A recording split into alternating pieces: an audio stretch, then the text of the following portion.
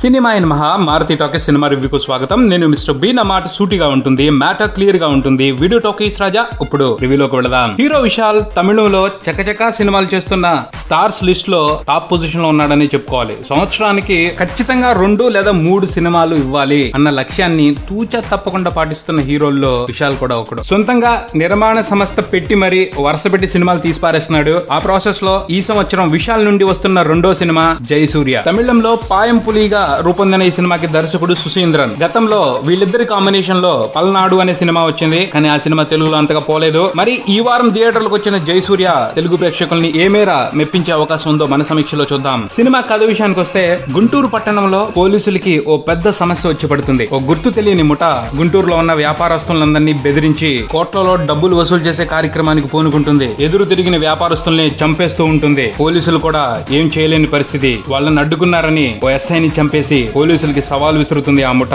దాంతో అలర్ట్ అయిన పోలీసులు సీక్రెట్ ఆపరేషన్ ని మొదలు పెడతారు. అది నిర్వహించేది Jayasurya, assistant commissioner of police. Jayasurya దానికి బాధ్యులైన కొంతమందిని చంపేసి మిషన్ పూర్తయింది అనుకుంటాడు. కానీ ఆ ముఠా వెనక ఓ తెలియని శక్తి ఉంది. అది ఓ పర్పస్ కోసం ఈ కార్యక్రమాన్ని నిర్వహిస్తూ ఉంటుంది. ఆ శక్తి ఎవరో తెలుసుకుని దాన్ని జయసూర్య ఎలా అడ్డుకున్నాడు అన్నదే ఈ సినిమా మిగిలిన కథ. సినిమా విశ్లేషణ విషయానికి వస్తే, దర్శకుడు సుశీంద్రన్ నా పేరు శివ సినిమాతో తెలుగు ప్రేక్షకులకి సుపరిచితమే. ఆ తర్వాత ఆయన దర్శకత్వం వహించిన 2-3 సినిమాలు తెలుగులో వచ్చాయి, కానీ నా పేరు శివ అంత హిట్ అయితే కాలేదు. ఈ జయసూర్య కూడా పెద్దగా ఆకట్టుకునే సూచనలు అయితే కనిపించడం లేదు. ఎందుకంటే ఈ సినిమాలో తెలుగు ప్రేక్షకుల్ని అమితంగా కట్టిపడేసే అంశాలు చాలా తక్కువగా ఉన్నాయి. సాధారణంగా ఇలాంటి కథ నుంచి తెలుగు ప్రేక్షకులు హీరో బిల్డప్ ని బాగా ఎక్స్పెక్ట్ చేస్తారు, కానీ తమిళ దర్శకులు కథతో పాటే కథకు అనుగుణంగానే హీరోకి ఇంపార్టెన్స్ ఇస్తూ వస్తారు. ఆ కారణంగానే ఈ సినిమాలో చాలా భాగం బాగా బోర్ కొట్టించింది. అలానే సుశీంద్రన్ కి వంకపెట్టడం, ఆయన శైలిలోనే సినిమా తీసుకుంటూ వచ్చారు. కాకపోతే ఆయన ఎంచుకున్న కథ లాంటిది, దాన్ని ఆయన అలా చెప్పాలనుకున్నారు, కానీ అది ఈసారి వర్కౌట్ కాలేదనే మాట్లాడుకోవాలి. ఈ సినిమా వరకు అయితే కొంత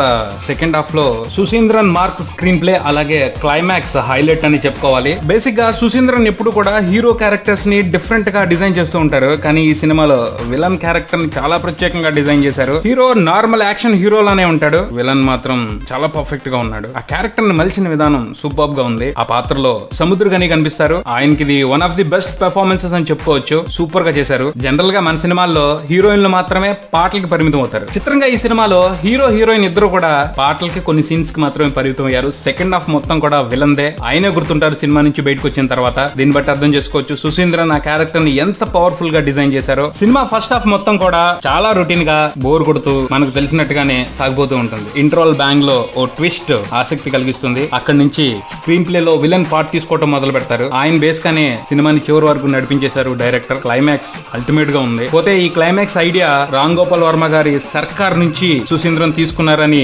అర్థమైపోద్ది. కాకపోతే దానికి తనదైన శైలి ట్రీట్మెంట్ ని జోడించి నీట్ గా ప్రెజెంట్ చేశారు. సినిమా అంతా సోసోగా అనిపించిన క్లైమాక్స్ మాత్రం అలా ఓ ఫీల్ ని కల్పించి వదిలిపెట్టింది. సాంకేతికంగా తమిళ సినిమాల స్టాండర్డ్స్ ఎప్పుడు స్పెషల్ గానే ఉంటాయి. ఈ సినిమాలో కూడా అది స్పష్టంగా కనిపించింది. ఇమామ్ కంపోజ్ చేసిన పాటలు బానే ఉన్నాయి, బ్యాక్ స్కోర్ కూడా పర్వాలేదని అనిపిస్తుంది. నటీనటుల అభినయం విషయానికి వస్తే, విశాల్ స్పెషల్ గా కనిపించలేదు, ఎప్పట్లానే ఉన్నాడు. కాజల్ కూడా మామూలుగానే కనిపించింది. ఇంకా చెప్పుకోవాలంటే పెద్ద స్కోప్ లేని పాత్రలో కనిపించింది. సముద్రకని అల్టిమేట్ గా యాక్ట్ చేశారు. సుశీంద్రన్ మంచి రోల్ ఆయన కోసం రాశారు, ఆయన కూడా ఎరగదీసి పారేశారు. అనంత్ నాగ్, జయప్రకాష్, సూరి సహా మిగతా నటీనటులు అందరూ కూడా వారి పాత్రలు తగ్గట్టు బాగానే నటించారు. మొత్తంగా ఈ జయసూర్య సినిమా గురించి చెప్పుకోవాలి అంటే యావరేజ్ గానే ఉంది. టైం పాస్ కోసం ఒకసారి ట్రై చేయొచ్చు, కానీ ఏదో ఊహించుకుని సినిమాకి వెళ్తే మాత్రం డిసప్పాయింట్ అయ్యే అవకాశాలు ఎక్కువ. ఇది జయసూర్య సినిమాకి సంబంధించిన రివ్యూ. మరో రివ్యూతో మళ్ళీ కలుద్దాం. Subscribe and keep watching Maruti Talkies. For me mister B and Talkies Raja. Thank you.